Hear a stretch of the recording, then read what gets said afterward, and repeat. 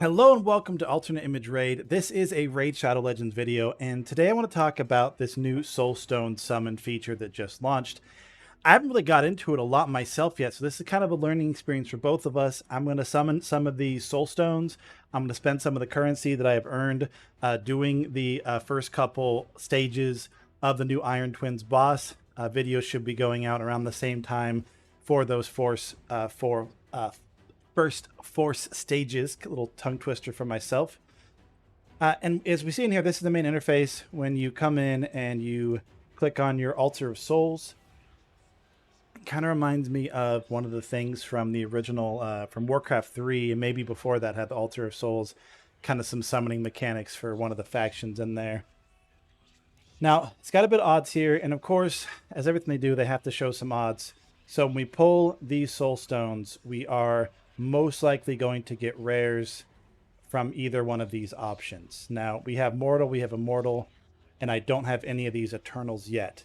So we're going to get mostly rares here and probably rare out of this one as well, although we do have at least a small chance of legendaries from those.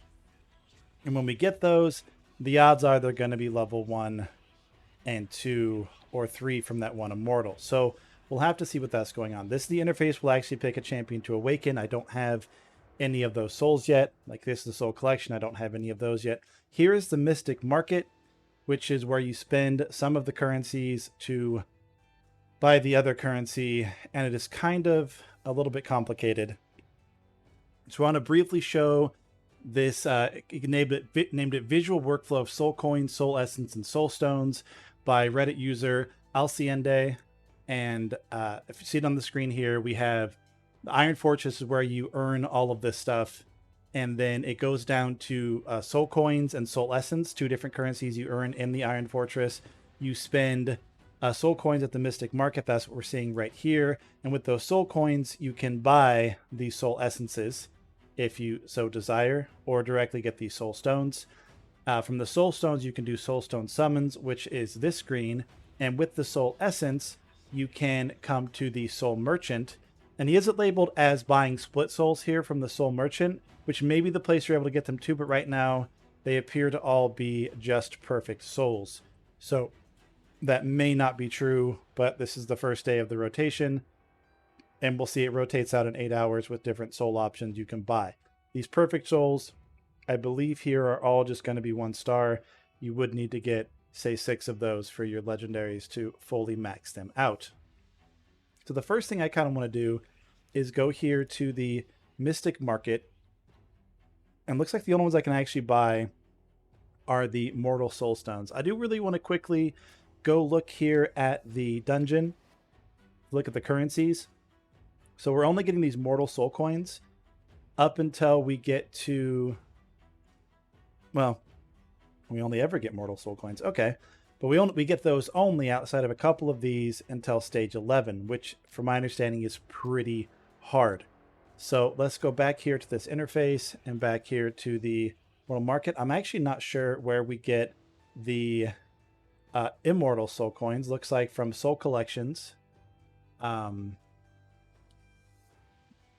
sell the Soul Coins to get the Immortal Soul Coins. That is interesting mechanic. And then also it notes them as coming from tournaments. We'll see this tournament that is currently going when it loads up for us. It is not loading quickly. The game must be very stressed out right now. I actually have 200 of them for near maxing out this tournament. So we'll see this currency comes pretty slowly. We're not getting this 1,000 anytime soon. So I'm going to start by spending this currency here. We're going to buy 4. Just so I have a few extra pulls on my Soul Stones. And we're going to do these first, and then we're going to pull that one big one in a moment. Oh, we earn more of these Immortal Soul Coins as we pull. That's actually not too bad. There's lots of ways to come up with these then. Every 10 we get some. Every 10 of these we get the fancy currency, and then those just give you straight awesome stuff. So we're going to pull 10. Let's see what we get. Oh! The luck. I don't have that champion. Or that champion. Or that champion. So I got crazy luck with the 2 legendaries on this. However, I only have one of the champions here I would consider. Eris isn't bad. I don't have either one of these. That's great and bad. Maybe I'll test out the disenchant function in here in this video. We'll see how it feels in a moment. Oh, one other thing I do want to mention before I've already set up my wish list earlier with the champions that I'd like to see. These are pretty much ones that I feel could benefit the most or on the most teams. On series on so many of my teams. Demyth is on my clan boss, and these of course are just amazing champs I use all over. These are most of the only rares that I actually use. There's probably some other options, but we're going to collect these soul coins and we're going to pull 2 more and see what we get. Another epic. Oh, and it's I thought that was here. At least have that champion. I don't really care about ascending her to this, and an apothecary, perfect soul. I actually don't mind that. Apothecary is a really good champion. I don't use apothecary anywhere, but it gives us a chance to see how this ascension process works. Now we're going to summon this 1 Immortal Soulstone and see what we get. The animation's cool, of course, as it always is. We got an epic, and we got Broodlord, whom I probably have, but also don't use, at a 3-star. So nothing really too amazing. Now we get in here and we see the champions I have available to awaken. I have Eris I can awaken. I'm not going to do that quite yet. Renegade. Why do I really not have an apothecary above 4-star? I really might not have an apothecary above 4-star, and that's a little bit frustrating actually. So as we'll see, none of these champions are champions that I use. I will drop these on Eris just so we can see the process. Eris is someone I have used on a specific clan boss team. We have a 3-star soul to use. So let's click on that. Let's click awaken. Now my Eris has 3 red stars here. Blessings unlocked, which gives us the chance now to go look at her blessings, which is the next feature. This used to have a poison set that is now gone. I'm going to go into the skills. And because she is a rare, she can only pick from the first 2 of each of these options. She cannot pick from the second. That's for epic and legendary only, and legendary only. But we do still have some options here. Probably not going to use that. That seems mostly PvP oriented. I mean, not necessarily, but where I'd use this champ.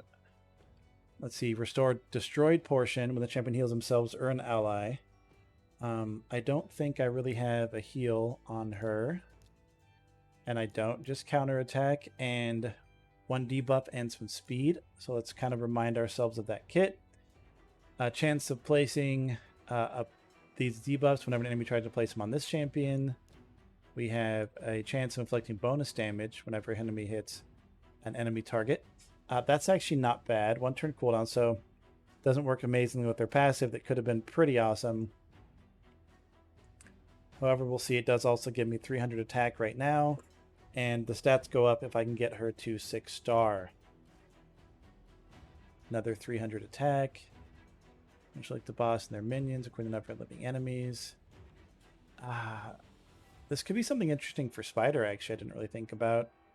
Depending on if it scales with burn or any other kind of stats.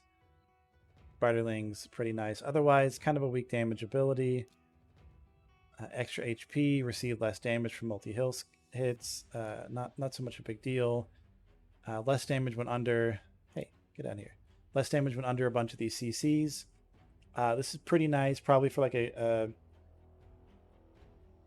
go second, team, arena, or Hydra maybe.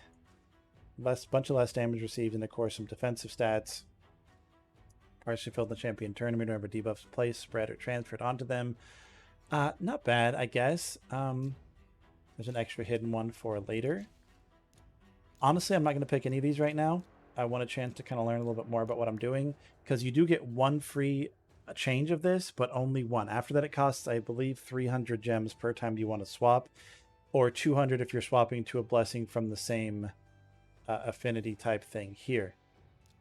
Now, I have looked at these a little bit previously, not a lot, and there's a handful of them that are kind of amazing. So this intimidating presence here strengthens your aura and decreases the enemy aura. This is going to be amazing for any kind of arena teams. This will be a must. It is going to boost up your aura by up to 35% and weaken theirs by 20. That is so big, plus giving your champion an extra 10 speed. This will benefit your entire team. It is pretty solid, and of course all these other stats. Some of these aren't as interesting. Some extra, little bit of extra damage here. Now the passive stats, again, plus 10 speed. They're huge. They're like getting your the +1, +2, +3s on your champion from the other feature in this game. Ignore resistance. This is pretty good for arena and for maybe even actually this new guy, because his resistance is pretty hard. The Iron Twins and of course Doom Tower. Decreased damage received, but this is only for abilities proccing or counterattacks and stuff like that. It's kind of a niche spot. There's one specific. Here we go. This is the one I'm most interested in, particularly for clan boss. So this will decrease stacking, decrease the armor or the defense on that champion or boss by 20% for the boss. That is actually kind of wild. That's going to take your almost 2-key team and make it a 2-key team for sure. Lethal dose here increases poison damage, which is actually also pretty amazing in a lot of areas of content. These are just pretty awesome. Decrease enemy speed for each buff. So if they get buffed, they get slowed. Decreases the turn meter. So if they're getting 2 buff in the arena, they're just going down. This one gives a bunch of armor stacks. There, look at the light ones I did. War here. Soul Reap. This guy actually comes out and reaps the enemy. It looks very cool in the animation. And Life Harvest destroys max HP. Anybody can go through and take out a couple of those Doom Tower bosses. I'm not sure where else this is going to be massively important, as the destroy sets aren't really valuable in a lot of places, but a neat polymorph. The sheep debuff could be kind of cool. I don't really know a lot of places it's going to be of huge value, but it's pretty neat. Pulling an ability straight out of, other fantasy tropes. And then finally a smite debuff, which has a chance of summoning a meteorite that inflicts massive max HP damage. Actually, it's not bad. Looks like only one can be on a team at any given time, so you'd only want to put the champion on one champion if you're using it. Lots of defense, ability, accuracy, and of course they'll have proportional speed to their rank. We have 5, 7, and 10 extra speed going in. These are pretty strong, but honestly, the power creep isn't as bad as I was worried about. At maximum here, that extra, say we take an epic champion, 400 attack, 20% crit damage, 7 speed. It's pretty big, but it's not actually as bad as the Ascension system here in the Empower. This one ends up being a lot worse. I don't really have anybody I can ascend to the point of seeing what their stats are. Maybe it shows it. Here we go, the empowerment bonus. It's not as bad as this, right? You get a few hundred attack or a few thousand HP, but you don't get all of it. You don't get attack and defense.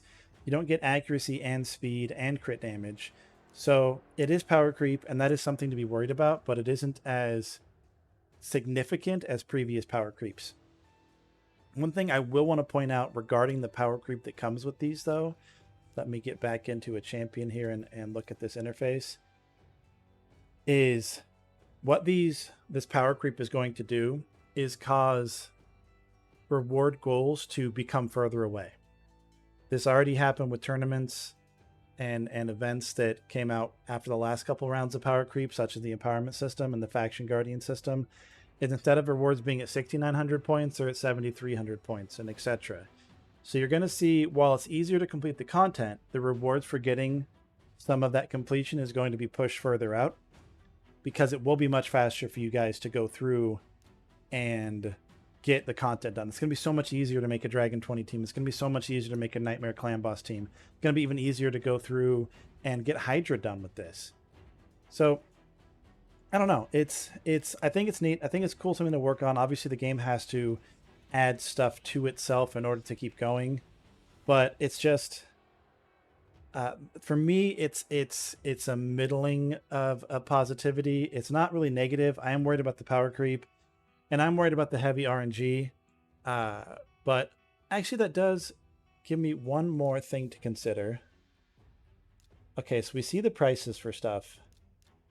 So this gives me 75 of the fanciest currency. I get 70 here, I get 48. So it depends on how many and what quality they are. And of course, these are low. But this, for everything I pulled, it's nice you get something back, but this isn't much. And the part that makes it dangerous, other than a lot of these rares, I probably don't mind getting rid of their souls. If I get a Zavia or a Blind Seer, I'm going to want to get not this little bit of currency. I'm going to want their proper soul. I want the proper soul here to actually get a significant boost of power into that champion.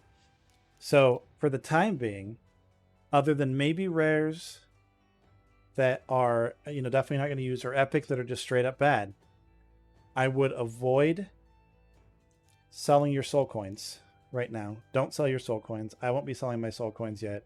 Later, I'll probably come back and mess with some rares to get some soul coins out of them. The epics, I'm not going to either, because they keep rebalancing. And maybe Bone Keeper here is going to be worth using at some point. And I'm going to be really sad I sold her soul 6 times. Which seems funny, you're selling somebody else's soul. So that's my thoughts for this. I think it is all right.